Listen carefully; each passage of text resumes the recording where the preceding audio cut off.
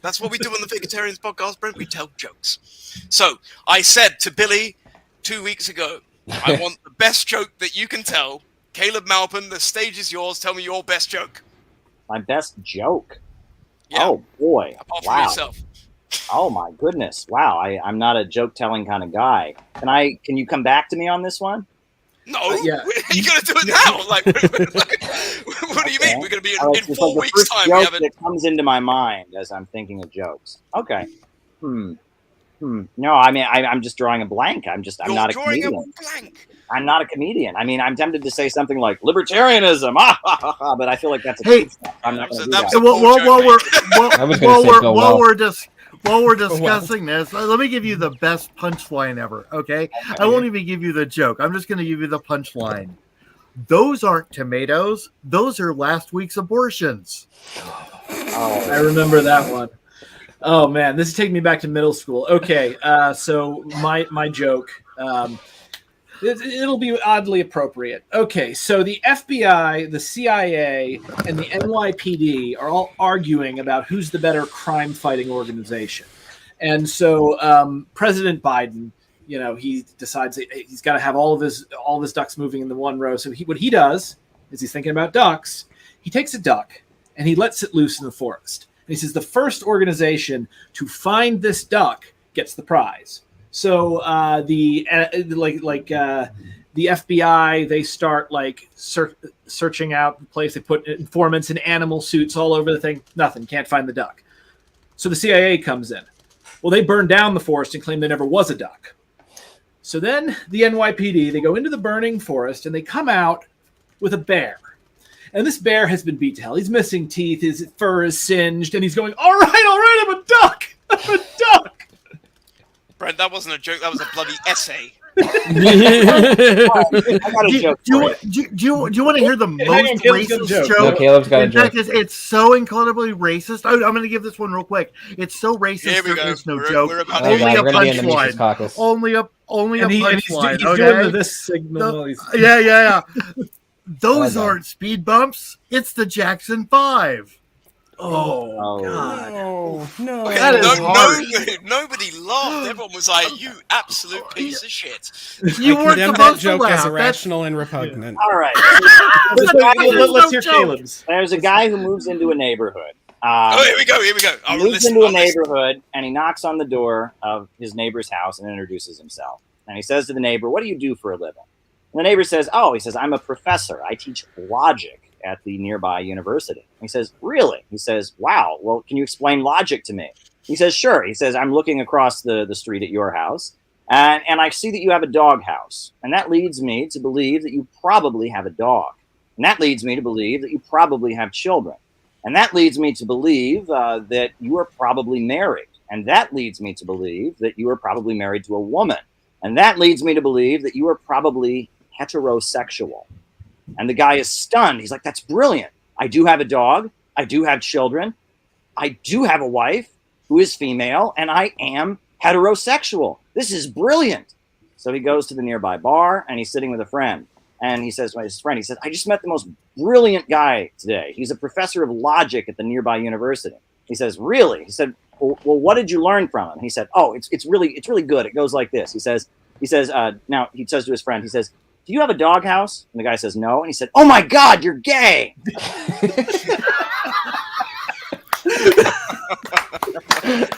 All right. I'll tell you what, Caleb told a way better joke than Billy Bob last week. Nice one, Caleb. Nice one. Okay. But also, That was great. I really like the deepness of Caleb's voice. It's almost like, when you get into an elevator, I would love to hear Caleb Maupin's voice going second floor, but you can't get out. Second floor, please. Yes. There's if the politics ever goes by the wayside, you have a career as a ASMR. Yeah. Yeah. I can just imagine Caleb the lift doors are closing, leaving you trapped in a windowless, airless coffin, traveling down with 100 miles an hour. I was in Britain when I was a kid, and I couldn't get over it. So, in New York we have the subways, and it's like, "Stand clear of the closing doors, please." But in Britain there's this voice, and it's like a woman's voice. It's "Mind the gap. Mind the gap. It's like, You've obviously been there. I can't get over that. Mind the gap. Like, that is such an awkward thing to say. But Yeah, well, if you ever come to Maidstone, Caleb, if you ever come to Maidstone, they go, "What's the fucking gap, you silly cunt?" Right. Yeah, every time I've been with a British woman, she goes, "Mind the gap." Now it all makes sense. Yeah, well, I mean, the gap between her legs for sure. Yeah, but Yes, thank you. That's the joke, Josh. Hey, fuck off, Brent. Wow. We just pop in our audience. Thank you, Josh. Yeah. Our audience has to have Yeah, just in case anyone didn't know, we're talking about vaginas. In case anyone from the Mises Caucus is watching. Well, the They're Mises taking Caucus are notes. probably sitting there, John. What the fuck is a vagina? Does anyone know what a vagina is? As that Toad guy is like hand jobbing one of the other tower butts. Or sticking hands down trousers like that guy. We have no idea what we're talking about right now. We're making fun of like the worst of the worst libertarians. I think Caleb's brought the worst out of this because we were talking about China. Now we're talking about fucking people. Like, The other thing I thought about, right, is you remember that awful kids show called The Power Rangers that was popular like when we were I kids? used to love that show. yeah. Mighty Morphin Power Rangers. The theme song of the show was like somebody was totally half-assing it. It was like, go Power Rangers. Go. Like, I thought it was funny. So I remember looking on Wikipedia about that. That song has a lyricist. There's actually somebody who got paid to write Go Power Rangers. And that cracks me up like nothing else. And I don't think he had a job in the morning. Yeah, there's got to be like a lyricist convention where that guy's like walking around and there's somebody who's written like some epic work of music, the guy who wrote MacArthur Park or whatever, and he bumps into him. He's like, "Hey, what did you write?" He's like, "Oh, I wrote the theme song for a popular television show." Is that when the gun loads as well? Yeah, right. Out. Yeah. He's like, "What did you write?" And he's like, "Well, I wrote, Go Power Rangers." It's just a very, very profound piece of writing. I envision that many, many times. That is a scene I'd like. Do you go to sleep thinking about that, the Power Rangers song? Yeah. So there you go. You do? Yeah. I'm really glad you brought up MacArthur Park though and Jimmy Webb because yes, I know who wrote that song. He also wrote The Highwayman. Oh, well, okay. So I will quibble just slightly. I was a little too old for Power Rangers, so I did think it was kind of dumb. But also, the Green Ranger is amazing, and he has a Dragon Zord, and that's badass. That it's officially badass. And I was actually really excited because the actor who plays him is actually a martial artist and was supposedly prevented from doing any kind of like mixed martial arts or whatever by his I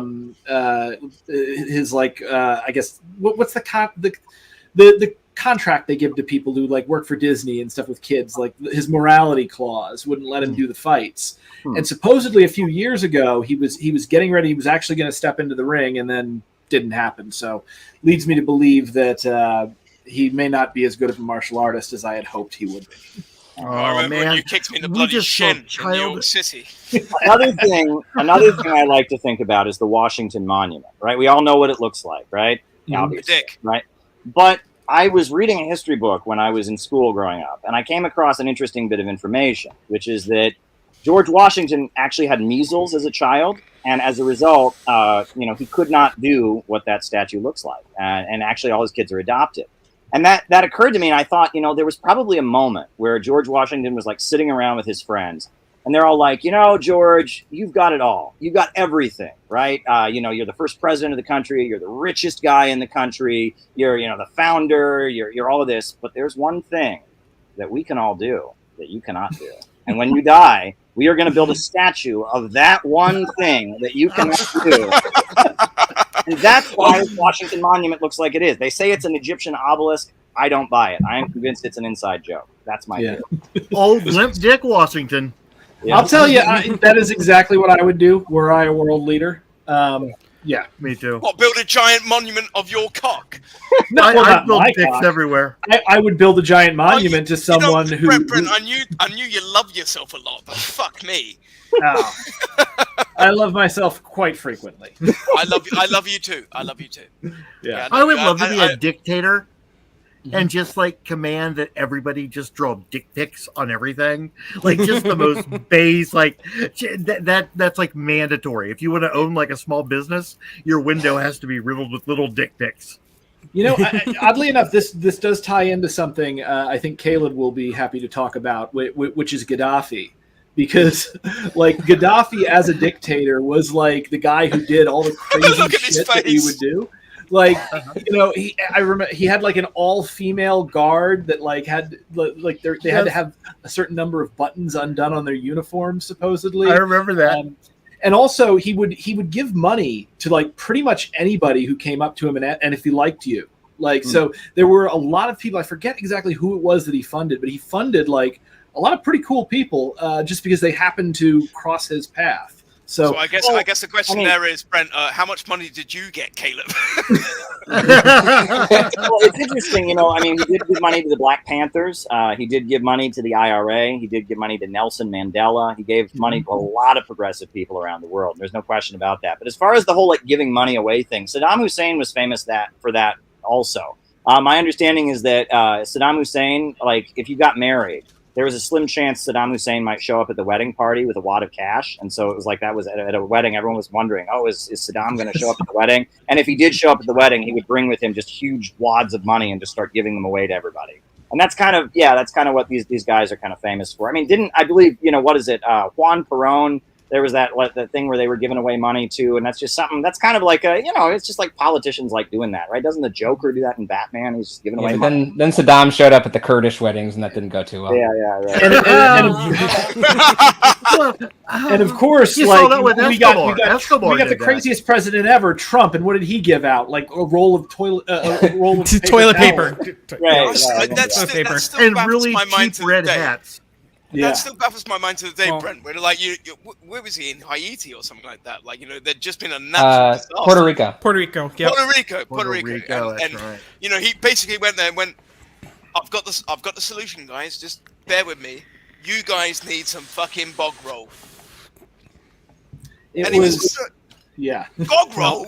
Yeah, It's because when you have a fucking tornado or a hurricane, that's all you're worried about is having a shit. Yeah.